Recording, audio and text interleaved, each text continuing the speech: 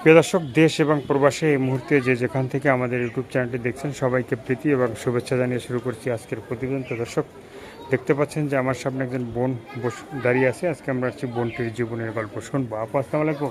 ওয়ালাইকুম আসসালাম ভাইয়া। কী নাম ভাইয়া? ভাইয়া আমার নাম সাথী। সাথী। হ্যাঁ। তো সাথী আপু কি ভালো? হ্যাঁ ভাইয়া, আলহামদুলিল্লাহ আল্লাহ রাখছে কোনো মতন। কোনো রকমে রাখছে? বেশি ভালো নাই কেন?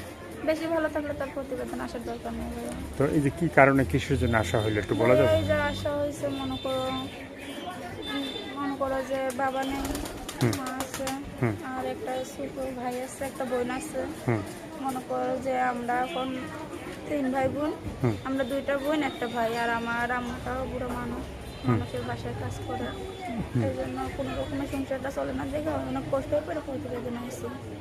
মানে সংসারটা চলে না, এই কারণে প্রতিবেদনের সামনে আসা হলো। হ্যাঁ, তো সংসার তো চলে না। হ্যাঁ, তো সংসারে কি মানে মা ছাড়া কি ভাই বোন বা বাবা, হ্যাঁ, তারা কি হাল ধরার মধ্যে কেউ নাই?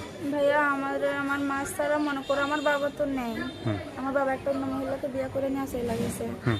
এখন মনে করো এখন আমার আপন বলতে শুধু আমার মাই আছে আমাদের মাথার উপর। আমার বোনটা আমার থেকে ছোট, আমার ভাইটা তার থেকেও ছোট, আমার ভাইটা সবার থেকে ছোট। হুম।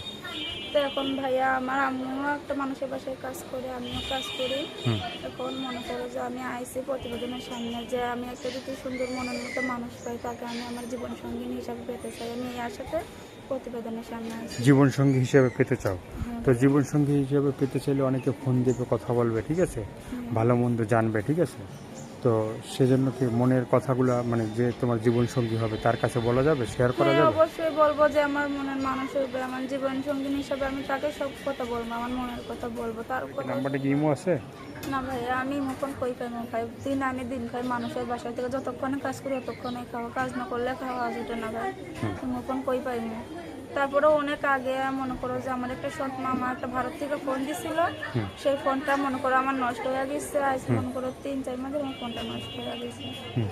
এখন কোনো ভাই যদি আমার একটা ইমো ফোন কিনা দেয় কিংবা ফোনটা সারাই দেয় তাহলে আমি ইমোতে কথা বলতে পারবো। হুম।